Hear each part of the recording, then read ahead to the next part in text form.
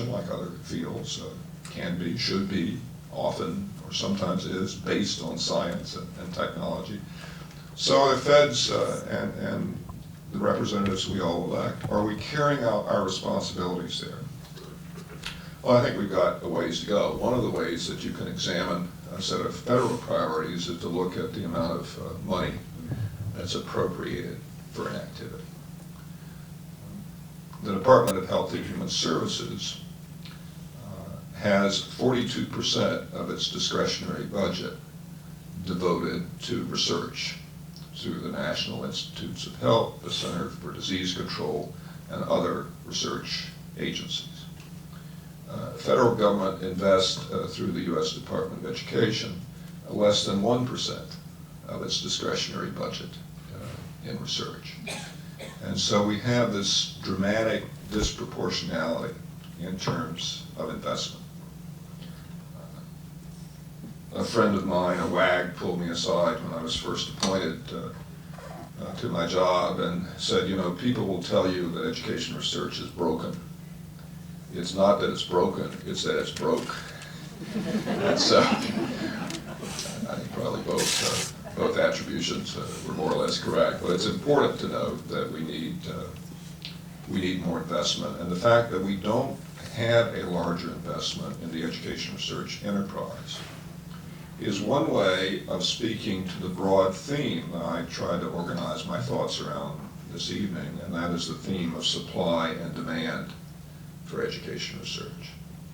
And so one way to interpret the relatively low level of federal investment in the enterprise is there's not much demand for it. If there's demand for it, people will try to produce more of it, and they do that by investing in it.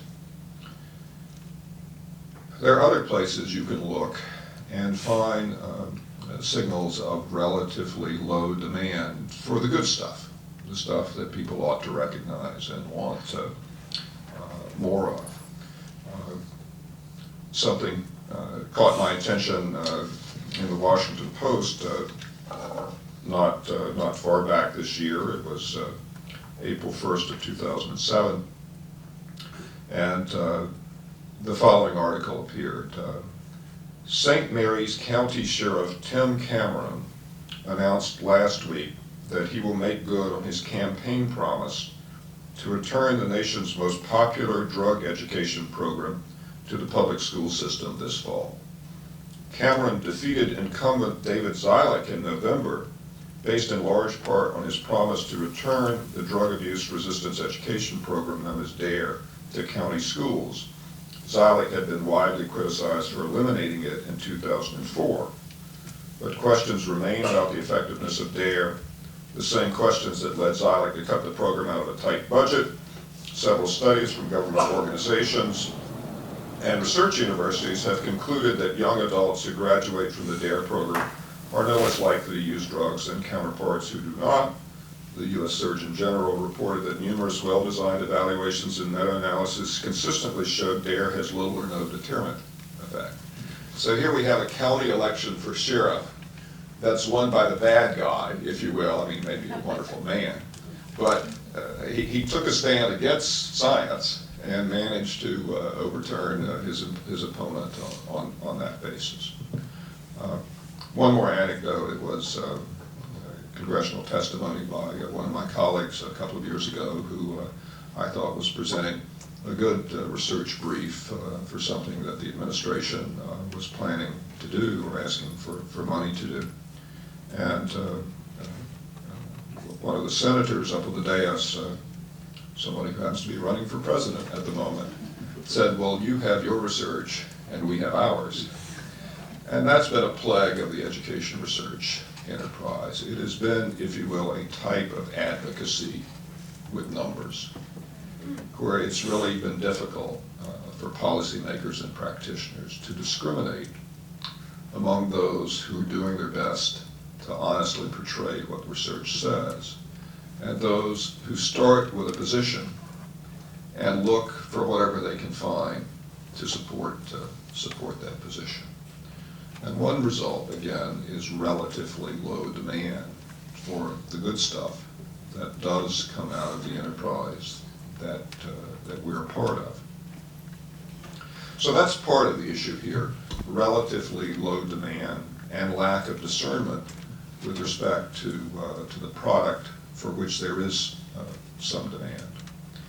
The other side of the equation is the supply side, and that's mostly what I want to talk about tonight. And so the question is, do we have an imbalance where there's a lot of supply and low demand? And in fact, no, I think the general rules of economics apply here. We have low demand and relatively low supply. How do I know that there's low supply? Well, there are lots of signs of that. When we started making grants in 2002, we were able to fund about 5% of the applications we received. The rest were not fundable. Some were maybe fundable if somebody worked on them for another couple of years, but the vast majority were simply not prepared in the arena in which we were prepared to, in which we were carrying out our work. And I take it on faith that those who took the time to work from several weeks to a couple of nights putting together a research application for us were probably highly selected. In fact, I made a lot of news and had a good time at the AERA convention 4 years ago, just reading out of the program abstracts of activities that were to me and a few people in the audience humorous in the context of the education research enterprise. So one of the challenges my office has had is to deal with low demand and low supply. How do you deal with that? If you try to jumpstart supply and do nothing about demand, you're just setting people up for frustration because they're producing something which nobody wants. If you attract people into the profession of education research with the promise that there will be demand for their work and there is none, you have led folks astray. You can pump up demand by telling people what wonderful work is out there if they would only look at it.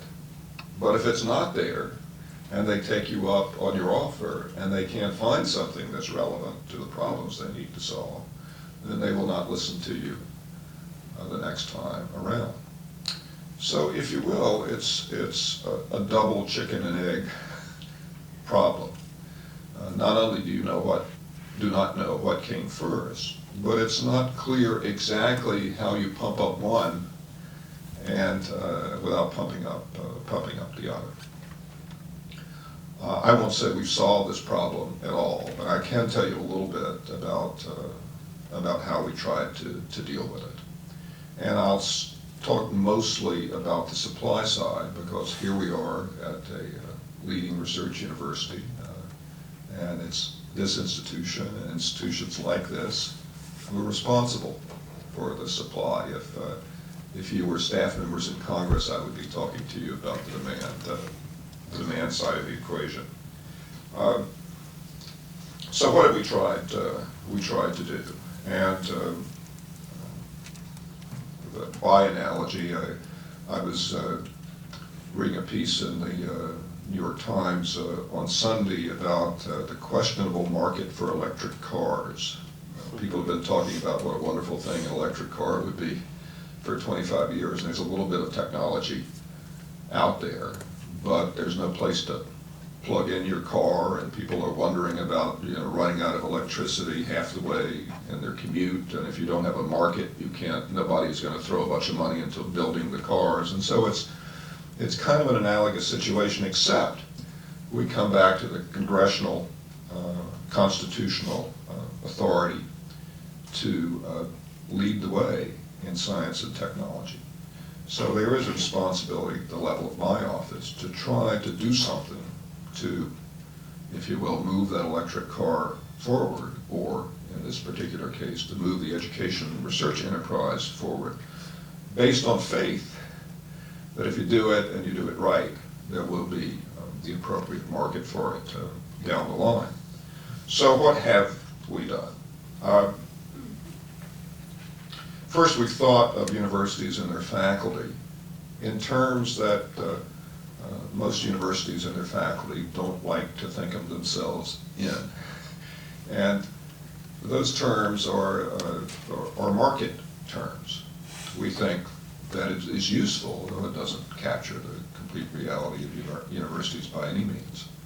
But it's useful to think about faculties and universities as existing in a marketplace, and then to think, what is the currency of that marketplace? That is, if you wanted to increase the supply, what could you spend in order to get the supply up?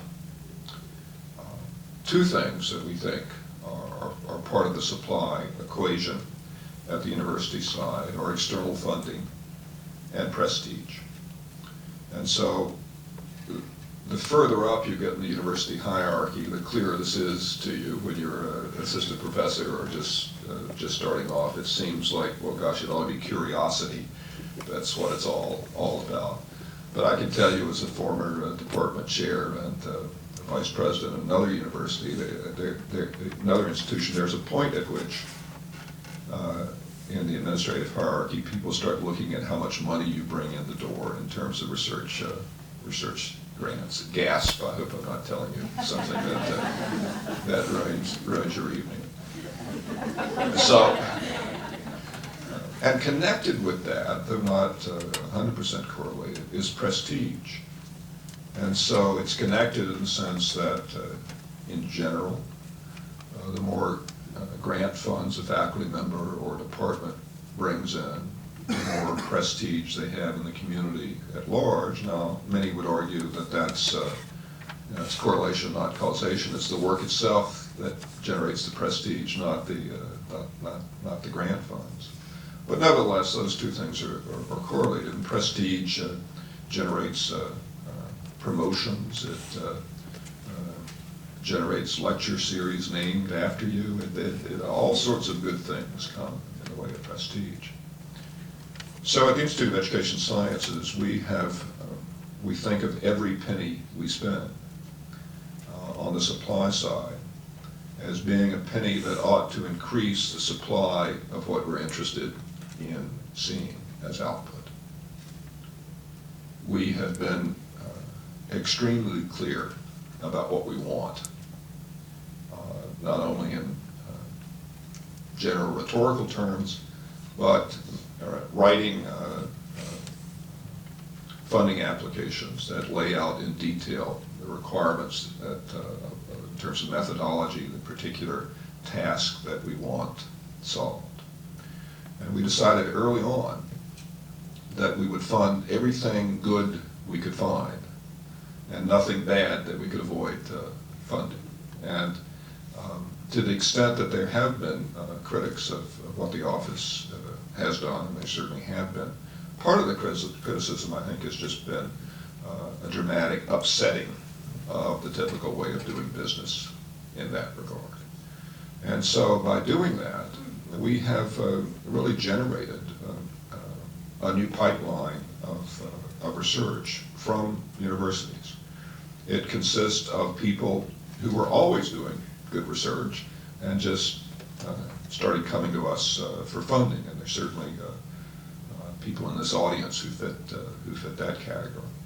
It consists of people who were educable, that is, they were at a place professionally in which they were able and willing to shift somewhat what they were doing to meet the requirements that were set out in our funding applications.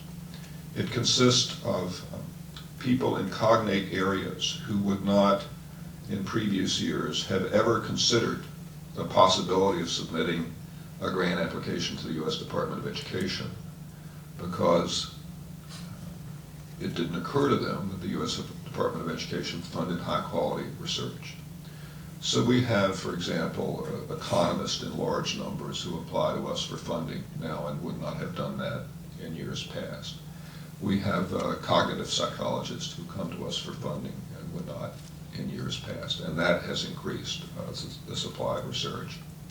And one of the things we've done that I think will have long-term effects on the field is that we've tried to increase the capacity of the education research enterprise by funding pre-doc and post-doc training programs to prepare students in ways different from the ways they've been prepared in the past. So we've funded 10 interdisciplinary training programs in the education sciences.